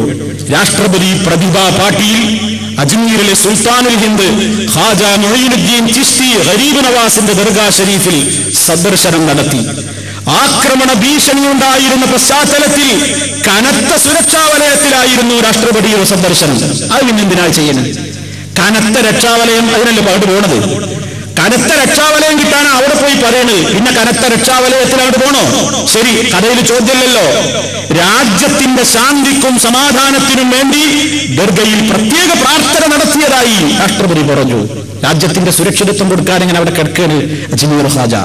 എല്ലാവർക്കും വളരെ സമാധാനം നൽകുക, ശാന്തി സമാധാനമൊക്കെ ദർഗയിൽ നിന്നാണ് ആ വിവരണം നടന്നുകൊണ്ടിരിക്കുന്നത്. അരമണിക്കൂറോളം ദർഗാ ഷരീഫിനകത്ത് ചെലവഴിച്ച പ്രതിഭാ പാട്ടീൽ മഖ്ബറക്ക് മേൽ ചാദർ വിരിക്കുകയും ദർഗയിലേക്ക് സംഭാവന അർപ്പിക്കുകയും ചെയ്തു. ചാദർ പുതക്കുക, കബറ് പച്ചപ്പട്ടുകൊണ്ട് മൂടുക. അങ്ങനെ കബറ് ജാറം മൂടി വായിക്കുന്ന മൗലിയാക്കന്മാരിങ്ങനെ ഞെളിയനുണ്ടാവുമ്പോ കണ്ടോ, നമ്മുടെ നാട്ടിലെ ഒരു 4 മുറിച്ചുണ്ടി മുജാഹിദിന് കബറിന്മേൽ പട്ടുമൂടൽ ശിർക്ക. ജാറത്തിലേക്ക് ശാന്തിയും സമാധാനവും തേടിപ്പോകൽ ശിർക്ക. ഇന്ത്യ രാജ്യത്തിന്റെ പ്രഥമ വനിതയ്ക്ക് പോലും ഉള്ള ഈമാൻ ഈ മൗലവിമാർക്ക് ഇല്ലാതെ പോയല്ലോ. മൗലവിമാർക്ക് ഭയങ്കര സങ്കടം ഉണ്ടാവുമ്പോ. കാരണം അവരിപ്പോ ഇങ്ങനെ ആശ്വസിക്കാണ്. ആർക്ക് വേണ്ടെങ്കിലും കണ്ടോ, നമ്മുടെ ഇന്ത്യ രാജ്യത്തിലെ പ്രഥമ വ്യക്തിക്ക്. അതുകൊണ്ട് അവിടെ അജ്മീറിൽ പോയിട്ട് പ്രത്യേകമായിട്ട് ചാദർ പുതപ്പിച്ചിരിക്കുകയാണ്. പ്രാർത്ഥനയ്ക്ക് ശേഷം നടത്തിയ സംസാരത്തിൽ രാജ്യത്ത് സഹോദരത്തിനും സഹവർത്തിത്വത്തിനും ഏകതക്കും പ്രാർത്ഥിച്ചതായും, ഞാൻ അതിനൊക്കെ വേണ്ടി പ്രാർത്ഥിച്ചിട്ടുണ്ട്, സമാധാനത്തിനും പുരോഗതിക്കും വേണ്ടി ആശിച്ചതായും രാഷ്ട്രപതി വ്യക്തമാക്കി. ദർഗ സന്ദർശിക്കുമ്പോഴൊക്കെ തനിക്ക് ശാന്തിയും സമാധാനവും അനുഭവപ്പെട്ടിട്ടുള്ളതായി രാഷ്ട്രപതി കൂട്ടിച്ചേർത്തു. എന്ത് മെസ്സേജാണ് ഈ റിപ്പോർട്ട് നൽകുന്നത്? ഇത് കൊടുത്തൊരു ചന്ദ്രിക. ഞാൻ ചന്ദ്രികയുടെ വിരോധിയൊന്നുമല്ല, ഞാൻ ലീഗ് വിരോധിയല്ല. ജീവിതത്തിൽ അധികാരം വോട്ട് ചെയ്യാൻ അനുഭവം ഉണ്ടായിട്ടില്ല. ചെയ്തപ്പോ ലീഗിനെ ചെയ്തിട്ടുണ്ട്, ഇനി അങ്ങനെ ചെയ്യുള്ളൂ. അത് വേറെ കാര്യം. ഞാൻ ലീഗ് വിരോധിയല്ല എന്ന് പറയാൻ വേണ്ടിയാ, അതാരും പറയാതിരിക്കാൻ വേണ്ടിയാ. പക്ഷെ ഇത് സമ്മതിക്കൂല, ഇത് പറ്റൂല. നിങ്ങൾ എന്ത് മെസ്സേജാണ് ഈ കൊടുത്തത്? നിങ്ങൾ എന്ത് മെസ്സേജാണ് ഈ കളർഫുൾ ചിത്രത്തിലൂടെ ലോകത്തിന്? ഇത് വായിക്കുന്ന മനുഷ്യൻ എന്താണ് മനസ്സിലാക്കേണ്ടത്? എന്താണ് അയാൾ ചിന്തിക്കുന്നത്? ഇന്ത്യ രാജ്യത്തിലെ ഒരു പ്രഥമ വ്യക്തിക്ക് സമാധാനത്തിന്റെയും ശാന്തിയുടെയും കേന്ദ്രമായി അജ്മീർ ദർഗ തോന്നിയെന്നും അവിടെ പോയി ചാദർ പുതപ്പിച്ചു, ഖബർ പട്ടുമൂടിയെന്നും അതിന് വലിയ രൂപത്തിലുള്ള സ്വീകരണം അജ്മീർ ദർഗയുടെ ആളുകൾ നൽകിയെന്നും എല്ലാ വർഷവും അജ്മീർ ദർഗയിലേക്ക് ചാദർ അയക്കാറുള്ള രാഷ്ട്രപതി ദർഗയോടുള്ള തന്റെ ആദരവ് ഒരിക്കൽ കൂടി ഊട്ടി ഉറപ്പിച്ചുകൊണ്ടാണ് ഹെലികോപ്റ്ററിൽ മടങ്ങിയത് എന്നൊക്കെ പറയുമ്പോ എന്ത് മെസ്സേജ് കൊടുക്കാനാണ് ചന്ദ്രികക്കാരെ നിങ്ങളിത് കൊടുത്തത്? ഇതൊന്നും സാമുദായികമായിട്ട് നമുക്ക് അംഗീകരിക്കാൻ പറ്റൂ? ഇസ്ലാമികമായിട്ട് ഒരു മനുഷ്യന് സമാധാനം എവിടുന്നാണ് കിട്ടേണ്ടത്? എവിടുന്നാണ് സമാധാനം കിട്ടേണ്ടത്? എവിടെ നിന്നാണ് ശാന്തി കിട്ടേണ്ടത്? ദർഗയിൽ പോയിട്ടാണോ ശാന്തി നേടേണ്ടത്? ദർഗയിലാണോ സമാധാനം കിട്ടേണ്ടത്? പറ.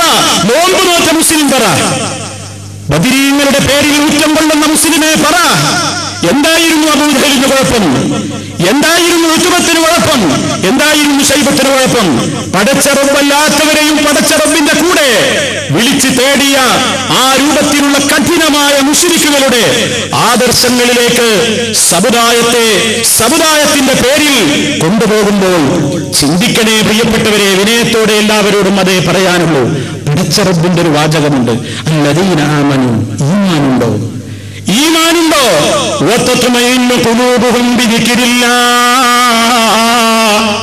അല്ലാഹുവിനെ കുറിച്ചുള്ള ഓർമ്മയൊന്നുകൊണ്ട് മാത്രമേ കൽബുകളിൽ ശാന്തി ഉണ്ടാകൂ, സമാധാനമുണ്ടാകൂ. അലാ, അറിഞ്ഞുകൊള്ളണേ, ബിദിക്രില്ലാഹി തത്മഇന്നുൽ ഖുലൂബ്. ഹൃദയങ്ങൾക്ക് ആശ്വാസവും അടക്കവും സമാധാനവും ശാന്തിയും ഒക്കെ കിട്ടുന്നത് പടച്ച റബ്ബിൽ നിന്നാണ്. ഒരു ദർഗയിൽ പോയിട്ട് മഹാന്മാരുടെ സമീപത്ത് പോയിട്ട് ജാറും മൂടിയാലോ അവരോട് തേടിയാലോ സമാധാനം കിട്ടുകയില്ല. സമാധാനം കിട്ടാൻ പടച്ച റബ്ബ് നിശ്ചയിച്ച കേന്ദ്രം അവൻ മാത്രമാകുന്നു. ഇത് ലോകത്തിന് പകർന്നു കൊടുക്കേണ്ട ആളുകൾ വലിയവന്മാര് ചെയ്ത വമ്പിച്ച പൊട്ടത്തരങ്ങൾ കളർഫുൾ ഫോട്ടോയും കൊടുത്ത് പൂക്കൊട്ടയും ചുമന്ന് ദർഗയിലേക്ക് പുഷ്പഹാരം നടത്താനുള്ള പൂക്കൊട്ടയുമായി കളർഫുൾ ഫോട്ടോ നൽകിയാൽ എന്ത് മെസ്സേജാണ് മുസ്ലിമേ ഇത് വായിക്കുന്ന വായനക്കാരിൽ ഉണ്ടാക്കുന്നത്? പടച്ച റബ്ബിന്റെ കോടതിയിൽ മറുപടി പറയേണ്ടി വരും. അല്ലാഹുവിന്റെ കോടതിയിൽ മറുപടി പറയേണ്ടി വരും. എന്തുമാവാമെന്നായി തീർന്നിരിക്കുകയാണ്. ആരും ചോദിക്കാനില്ല. ആരെയും ഞങ്ങൾക്ക് ഒന്നും പ്രത്യേകിച്ച് ചിന്തിക്കേണ്ടതില്ല എന്നിടത്തേക്ക് കാര്യങ്ങൾ എത്തുകയാണ്. തങ്ങൾ പാപ്പയാണ് ഓണാഘോഷം ഉദ്ഘാടനം ചെയ്യുന്നത്. ഓണാഘോഷം ഉദ്ഘാടനം ചെയ്യുന്നത് തങ്ങൾ പാപ്പ. എന്താണ് പ്രിയപ്പെട്ടവരെ ഇതിന്റെ ഒക്കെ അർത്ഥം? എവിടേക്കാണ് ഈ സമുദായം പോകുന്നത്? മഹാനായ നബി സല്ലല്ലാഹു അലൈഹി വസല്ലമിന്റെ അഹ്ലു ബൈത്തിന്റെ പേരിൽ അതിലേക്ക് ചേർത്ത് പറയുന്ന പ്രിയപ്പെട്ട സഹോദര സഹോദരി, ചിന്തിക്ക് ഈ സമുദായം എങ്ങോട്ട്? ഇതാരും വിളിച്ചു പറയാനില്ലേ? അരുതെന്ന് പറയാൻ ആരുമില്ലേ ഈ ലോകത്ത്? നിങ്ങളൊന്ന് ആലോചിച്ചു നോക്കൂ. അഷ്റഫുൽ ഖൽഖ് സല്ലല്ലാഹു അലൈഹി വസല്ലം മുശ്രിക്കിന്റെ ഒരൊറ്റ ഉത്സവത്തിലും അവിടുന്ന് പങ്കെടുത്തിട്ടില്ല. ഒരൊറ്റ ഉത്സവത്തിലും. നബുവത്തിന്റെ മുമ്പും അവിടുത്തെ ശൈലി അതാണ്.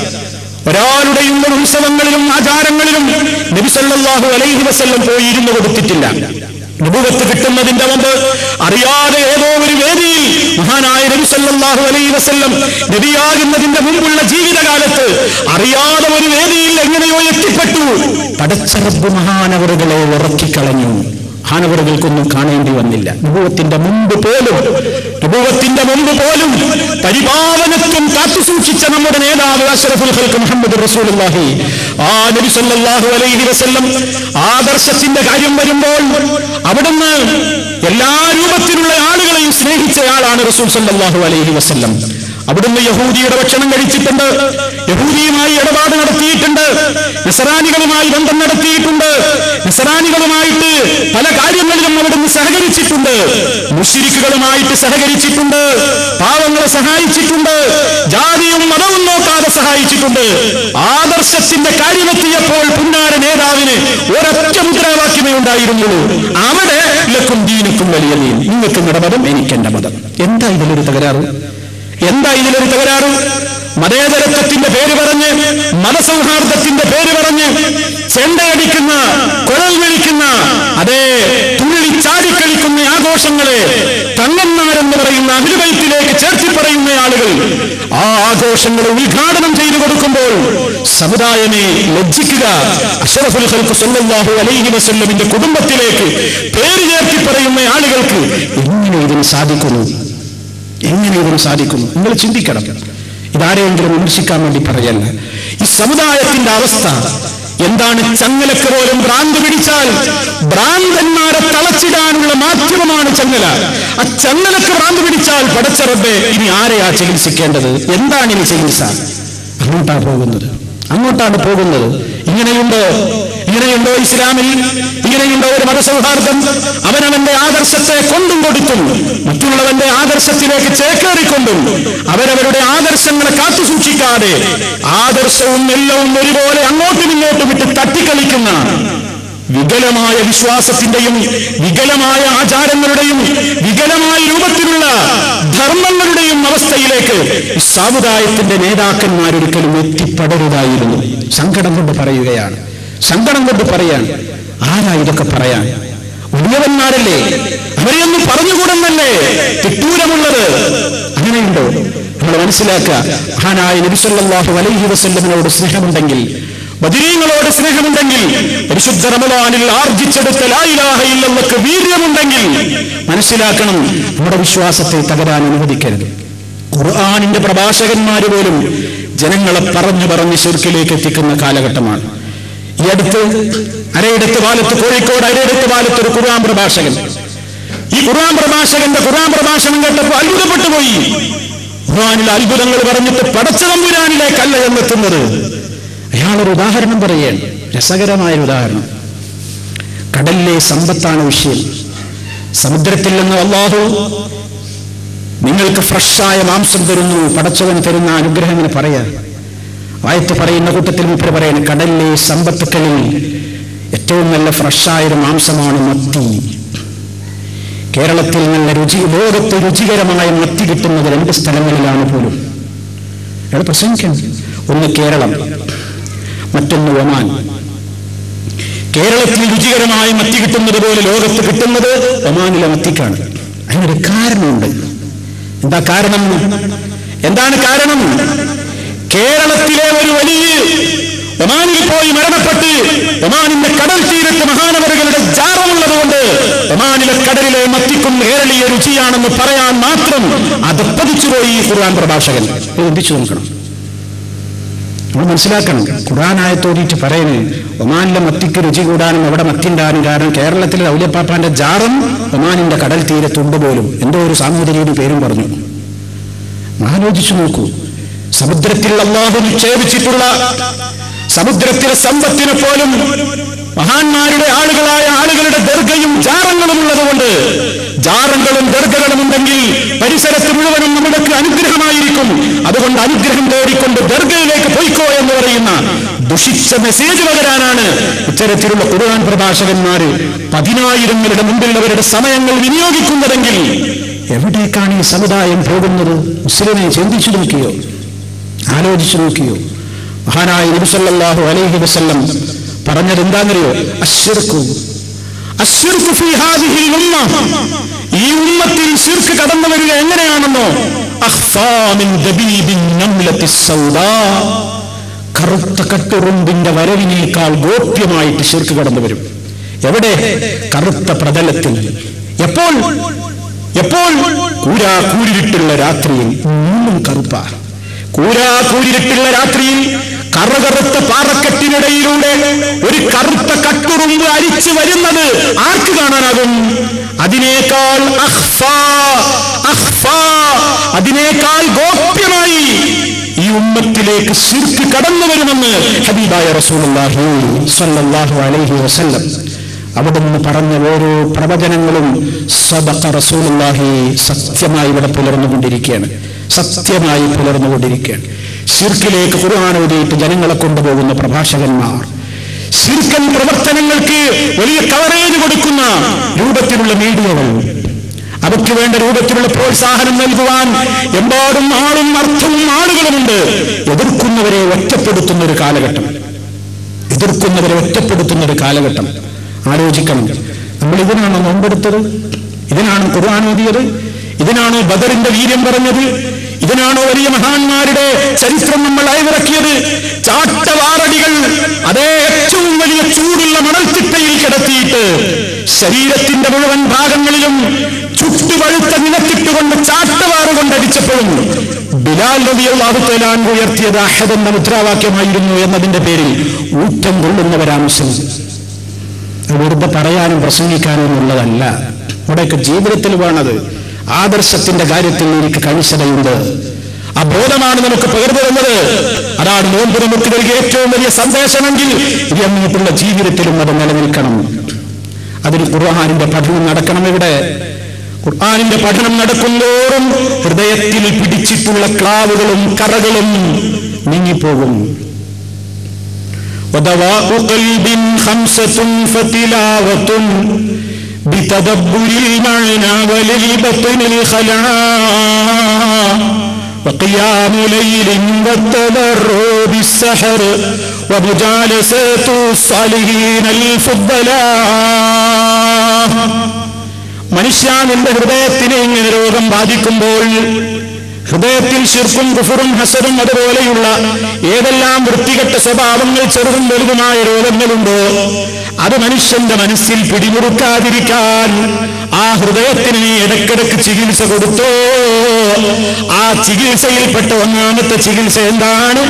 അതേ തിലാവത്തുൽ ഖുർആൻ. ഖുർആൻ ഓതിക്കൊണ്ടിരിക്കണേ. ഖുർആനാണ് ഏറ്റവും വലിയ ചികിത്സ. റമളാൻ കഴിഞ്ഞപ്പോൾ എല്ലാവരും എടുത്തു വെച്ചു. റമളാൻ കഴിഞ്ഞ ആർക്കും വലിയ ബന്ധമൊന്നുമില്ല. ഖുർആൻ റമളാൻ കഴിഞ്ഞാലും നമ്മുടെ വഴികാട്ടിയാണ്. നമ്മുടെ ജീവിതത്തിൽ സമാധാനം നൽകുന്ന ഗ്രന്ഥമാണ്. എപ്പോഴും പാരായണം ചെയ്യണം. ഇപ്പൊ എല്ലാവരും ഒന്ന് സ്വന്തം മനസ്സിനോട് ചോദിച്ചു നോക്ക്. റമളാൻ കഴിഞ്ഞപ്പോൾ നമ്മളിപ്പോ ഖുർആൻ ഓതുന്നുണ്ടോ? എല്ലാ ദിവസവും ഖുർആൻ ഓതുന്നുണ്ടോ? എത്ര ഓതുന്നുണ്ട്? ചിന്തിക്കുന്നുണ്ടോ? ആലോചിക്കുന്നുണ്ടോ? പരിശുദ്ധ ഖുർആനിൽ എന്താ പറയുന്നത് നമ്മുടെ മനസ്സിലേക്ക് വരുന്നുണ്ടോ? നമ്മുടെ മുൻഗാമികൾ ഖുർആൻ കേട്ട് കരഞ്ഞത് അതിന്റെ ഈണം കേട്ട് കരഞ്ഞതല്ല, അതിന്റെ ഈണം കേട്ട് കരഞ്ഞതല്ല. സല്ലല്ലാഹു അലൈഹി വസല്ലം സഹാബത്തൊക്കെ ഖുർആൻ ഓതുമ്പോ റഹ്മത്തിന്റെ ആയത്ത് വരുമ്പോ ഓത്തുനിർത്തിയിട്ട് റഹ്മത്തിനെ ചോദിക്കും. അദാബിന്റെ ശിക്ഷയുടെ ആയത്ത് വരുമ്പോ ഓത്തുനിർത്തിയിട്ട് ആ ശിക്ഷയിൽ നിന്ന് എന്നെ രക്ഷിക്കണേ റബ്ബേ എന്ന് പറഞ്ഞവർ പ്രാർത്ഥിക്കും. നമുക്കങ്ങനെ അനുഭവം ഉണ്ടോ? നമുക്കത് തിരിയണ്ടേ? ഇപ്പൊ റഹ്മത്തിന്റെ കാര്യം പറയുന്നത് നമുക്ക് മനസ്സിലായാലല്ലേ ഓത്തുനിർത്തിയിട്ട് അത് ചോദിക്കാം. ഇപ്പൊ അദാബിന്റെ കാര്യമാണെന്ന് പറയുന്നത് അത് മനസ്സിലായവർക്കല്ലേ അത് നിർത്തിയിട്ട് അതിൽ നിന്ന് കാവൽ തേടാനാകൂ. നമ്മൾ ആ ഒരു അവസ്ഥയിലേക്ക് ഉയരണ്ടേ? ഒരായത്ത് കേൾക്കുമ്പോൾ മുഴുവൻ മനസ്സിലായില്ലെങ്കിലും ഇപ്പൊ അതിൽ അള്ളാന്റെ റഹ്മത്തിനെ കുറിച്ചാ പറയുന്നത് ഏകദേശം ഒരു ധാരണയെങ്കിൽ നമുക്ക് വേണ്ടേ? അതിൽ ഖുർആൻ പഠനത്തിന് ചേരണ്ടേ? ഈ ശബ്ദം ശ്രവിക്കുന്ന എത്ര ആള് ഖുർആൻ വിദ്യാർത്ഥികളുണ്ട്? എത്ര ആളുണ്ട് നിങ്ങളുടെ കൂട്ടത്തിൽ ഖുർആൻ വിദ്യാർത്ഥികൾ? പരിശോധിച്ചു നോക്കണം, സ്വന്തത്തോട് ചോദിക്കണം. എന്തും പഠിക്കാൻ നമുക്ക് നേരണ്ട്, ഖുർആൻ പഠിക്കാൻ മാത്രം വിളിച്ചാൽ നമുക്ക് നേരല്ല. എല്ലാ സെന്ററുകളിലും ഖുർആൻ പഠിക്കാൻ വേണ്ടിയിട്ടുള്ള പ്രത്യേകമായ സൗകര്യങ്ങൾ ഒരുക്കിയിട്ടുണ്ട്. ആളുകളെ അതിനുവേണ്ടി വിളിക്കുന്നുണ്ട്, ഉസ്താദുമാര് തയ്യാറായി കാത്തിരിക്കുന്നുണ്ട്. പക്ഷേ ആളുകൾ എന്തേ കുറയുന്നു? ഖുർആൻ പഠിക്കാൻ മാത്രമെന്തേ മനുഷ്യർക്ക് ഇത്ര വിമിഷ്ടം, വെറുപ്പ്, മടി, അലർജി? ഈമാനില്ല, ഖുർആൻ ഓതാന പോലും അറിയില്ല. തെറ്റുകൂടാതെ ഖുർആൻ ഓതൽ നിർബന്ധമല്ലേ? والأخذ بالتجويد حتم لازم من لم يجوid القرآن آثم لأنه به الإله أنزلا وهكذا منه إلينا وصلا. തജ്വീദ് അനുസരിച്ച് വൃത്തിയായി തെറ്റുകൂടാതെ ഖുർആൻ ഓതൽ നിർബന്ധമാണ്. കാരണം തെറ്റുകൂടാത്ത നിലയ്ക്ക് എങ്ങനെയാണ് ഖുർആൻ ഓതേണ്ടത് അതേ രൂപത്തിലാണ് ഇലാഹായ റബ്ബുൽ ആലമീൻ അവതരിപ്പിച്ചിട്ടുള്ളത്. അതേ രൂപത്തിലാണ് ജിബ്രീൽ അലൈഹിസ്സലാം നബി സല്ലല്ലാഹു അലൈഹി വസല്ലമിന് എത്തിച്ചു കൊടുത്തിട്ടുള്ളതും. അത് അതുപോലെ തന്നെ ഖിയാമത്ത് നാൾ വരെ നിലനിർത്തേണ്ടതുണ്ട്, നിലനിൽക്കേണ്ടതുണ്ട്. അതിന്റെ പാരായണം നമ്മൾ അങ്ങനെ തന്നെ ചെയ്യേണ്ടതുണ്ട്. തെറ്റിപ്പാരായണം ചെയ്താൽ ഹറാമാണ്, പടച്ച റബ്ബിൽ നിന്ന് ശിക്ഷയാണ്. എന്റെ ശബ്ദം ശ്രവിക്കുന്ന എല്ലാവരും ഒന്ന് ആലോചിക്കും, എനിക്ക് ഖുർആൻ തെറ്റുകൂടാതെ ഓതാൻ അറിയോ? സ്വന്തത്തോട് ചോദിക്കും, ഖുർആൻ ഓതാൻ അറിയോ? ഫാത്തിഹ തെറ്റുകൂടാതെ ഓതാൻ അറിയോ? മഅ്ലൂബി അലൈഹിന്നല്ലേ പലരും ഓതുന്നത്, മഗ്ലൂബി ഗൈന് പറയാൻ അറിയാത്തവർ. ഇയ്യാക നഅ്ബുദു, നഅ്ബുദു പറയുന്ന ആളുകൾ ഐന് പറയാൻ അറിയില്ല. വഇയ്യാക നസ്തഈൻ, നസ്തഈൻ ഐന് പറയാൻ അറിയില്ല. ഇഹ്ദിനസ് സിറാത്ത, സിറാത്ത പറയാൻ അറിയില്ല. മുസ്തഖീം, മുസ്തഖീം പറയാൻ അറിയില്ല. നോക്കണം, അങ്ങനെയൊക്കെ പാണ് നോക്കിയാൽ നടക്കൂ. അതന്നെ പ്രയാസം, അതന്നെ പ്രശ്നം. അറബി ഭാഷയുടെ പ്രത്യേകത എന്താണെന്നറിയോ? ഒരു പുള്ളി പോയാൽ അർത്ഥാണ് മാറും. ഒരു പുള്ളി പോയാൽ അർത്ഥാണ് മാറും.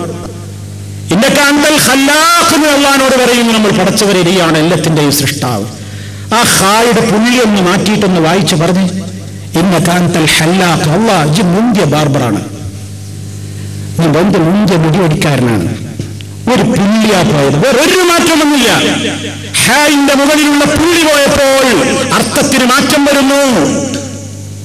നമ്മുടെ സമുദായം ആലോചിക്കണം, എന്തു പഠിക്കാൻ നമുക്ക് നേരണ്ട്? മണിമണിയായിട്ട് എല്ലാ പത്രമൊക്കെ വായിച്ചു തീർക്കും നമ്മൾ. രാവിലെ ഒരു പത്രം കിട്ടിയ അതിന് മുമ്പിൽ ഇത്തികാഫാണ്. ന്യൂസ് അവറിന്റെ മുമ്പിൽ കേട്ടതന്നെ കേൾക്കുന്നത്. എന്നാലും 1 മണിക്കൂർ കഴിഞ്ഞാൽ അതന്നെ പിന്നെയും പറയണത്. എന്നാലും പിന്നെ എന്താ, എന്തെങ്കിലും ഒന്ന് എനിക്ക് മിസ്സാവണ്ട. ആ ന്യൂസിൽ പറയാത്ത ഒരു അല്പെങ്കിലും പറഞ്ഞോളൂ, പറഞ്ഞാലോ എന്നിട്ട് നമ്മൾ അതും കേൾക്കുക. എത്ര സമയം? എല്ലാത്തിനും നമുക്ക് ടൈമുണ്ട്. ഖുർആൻ പഠിക്കാൻ മാത്രം നമുക്ക് ടൈമില്ല. എല്ലാ ടൈമും നമുക്ക് തീർന്ന് ഒരല്പം ടൈം എനിക്ക് കിട്ടിയാ പഠിക്കായിരുന്നു എന്ന് കൊതിക്കുന്ന ഒരു നേരം നമുക്ക് വരാനുണ്ട്. അത് മരണത്തിന്റെ മലക്കിന്റെ മുമ്പിൽ കിടന്നു കൊടുക്കുമ്പോഴാണ്, അവിടെ കിടന്നു കൊടുക്കുമ്പോഴാണ്. റബ്ബി ലൗലാ അഖർതനീ ഇലാ അജലിൻ ഖരീബ് ഫഅസ്സദ്ദഖ വഅകുൻ മിനസ് സാലിഹീൻ. റബ്ബേ, ഒരല്പസമയത്തേക്ക് നീ എന്നെ ഒന്ന് പിന്തിച്ചു തന്നാൽ, നേരമില്ലെന്ന് പറഞ്ഞിരുന്ന എനിക്കൊരൽപ്പം നേരം തന്നാൽ ഞാൻ നന്നായി കൊള്ളാം, ധർമ്മം ചെയ്തു കൊള്ളാം, സൽക്കർമ്മങ്ങൾ പ്രവർത്തിച്ചു കൊള്ളാം. പക്ഷേ പടച്ച റബ്ബ് മറ്റൊരു സ്ഥലത്ത് പറയുന്നു, ഒരു രക്ഷയുമില്ല, ഒരു നിലക്കും പടച്ച റബ്ബ് ഒരിക്കലും വിട്ടുവീഴ്ച ചെയ്തു തരില്ല. നമ്മൾ ശരിക്കും ആലോചിക്കണം. റബ്ബി റുജൂൻ, അല്ലാഹുവേ നീ എന്നെ ഒന്ന് മടക്കി തരണമേ എന്ന് പറയുമ്പോൾ അതിനെക്കുറിച്ച് ഖുർആൻ പറയുന്നത് എന്താണ്? കല്ല ഇന്നഹാ കലിമത്തുൻ ഹുവ ഖായിലുഹാ വമിൻ വറാഇഹിം ബർസഖുൻ ഇലാ യൗമി യബ്അസൂൻ. അതവർ പറയുന്നവർ കേവലം വർത്തമാനം മാത്രമായിരിക്കും. പടച്ച റബ്ബ് ഒരിക്കലും വിട്ടുവീഴ്ച ചെയ്യില്ല. മടങ്ങിപ്പോകാനുള്ളത് അവർക്ക് ബർസഖിലേക്കാണ്, ഖബർ ജീവിതത്തിലേക്കാണ് എന്ന് ഖുർആൻ പറയുകയാണ്. അതുകൊണ്ട് പ്രിയപ്പെട്ടവരെ, എന്താ വേണ്ടത്? ഈ ഖുർആനുമായിട്ടുള്ള ബന്ധം നിലനിർത്തണം. നമ്മുടെ ഹൃദയത്തിനുള്ള ചികിത്സയാണ്. അതുപോലെ തന്നെ ചികിത്സയാണ് എന്റെ ഇടയ്ക്കിടെ സുന്നത്ത് നോമ്പുകൾ എടുക്കൽ. ഇപ്പോഴും ശവ്വാല് തീർന്നിട്ടില്ല.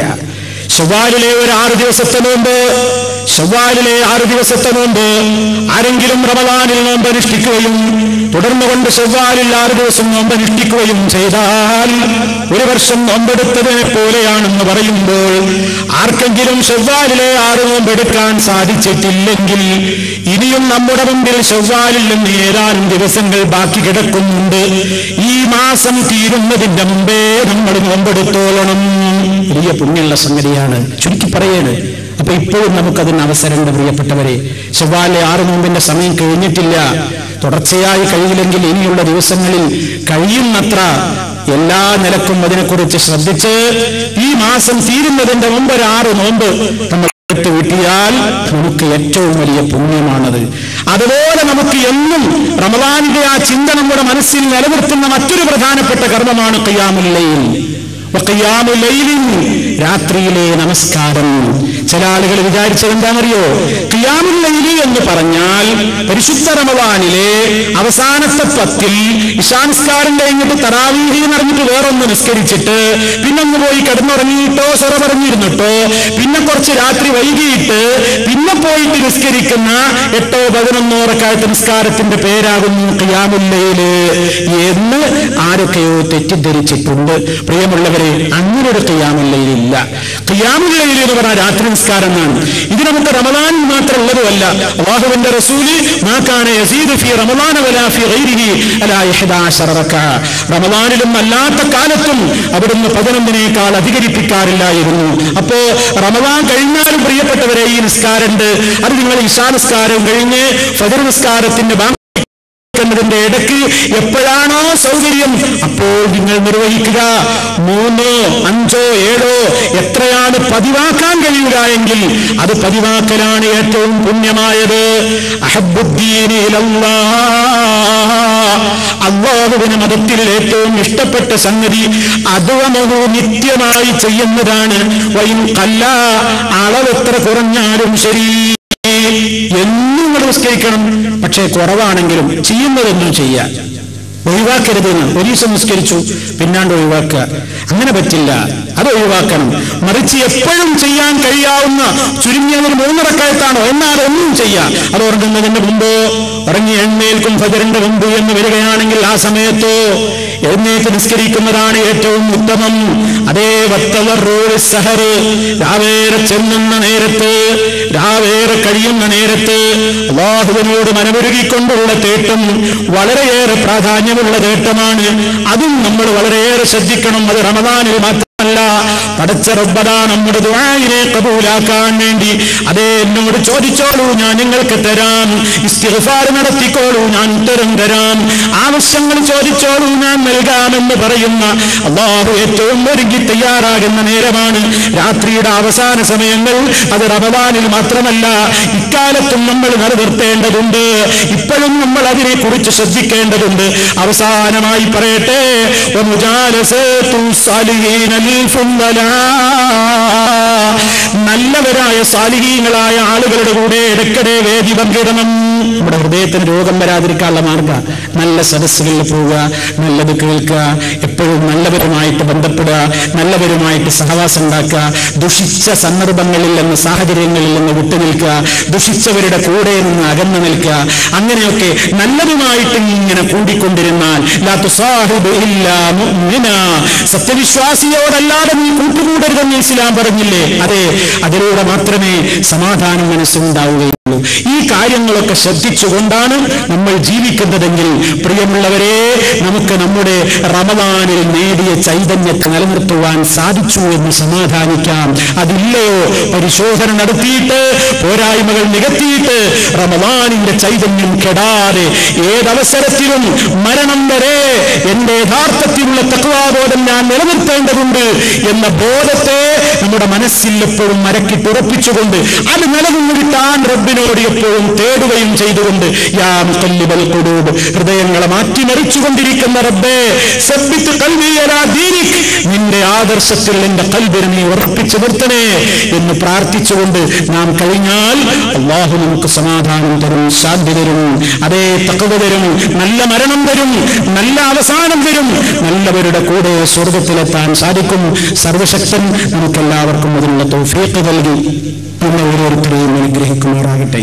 ശാരീരികവും മാനസികവുമായ എല്ലാവിധ പ്രയാസങ്ങളിൽ നിന്നും അല്ലാഹു നമ്മെ രക്ഷപ്പെടുത്തുമാറാകട്ടെ. നമ്മിൽ നിന്ന് മരണപ്പെട്ടു പോയവർക്ക് അല്ലാഹു മഗ്ഫിറത്ത് നൽകുമാറാകട്ടെ. നമ്മയും അവരെയും അല്ലാഹു അവന്റെ സ്വർഗ്ഗലോകത്ത് ഒരുമിച്ച് ചേർക്കുമാറാകട്ടെ. ഏത് സന്ദർഭത്തിലും ഇസ്ലാമികമായ നിയമാവലികളെ കാത്തു സൂക്ഷിച്ചുകൊണ്ട് ജീവിക്കുന്ന മഹാന്മാരിൽ അല്ലാഹു നമ്മെ ഉൾപ്പെടുത്തി അനുഗ്രഹിക്കുമാറാകട്ടെ. اللهم ربنا تقبل منا إنك أنت السميع العليم وتب علينا إنك أنت التواب الرحيم واغفر لنا إنك أنت الغفور الرحيم توفنا مسلمين وألحقنا بالصالحين. اللهم صل على محمد وعلى آل محمد والسلام عليكم ورحمة الله وبركاته.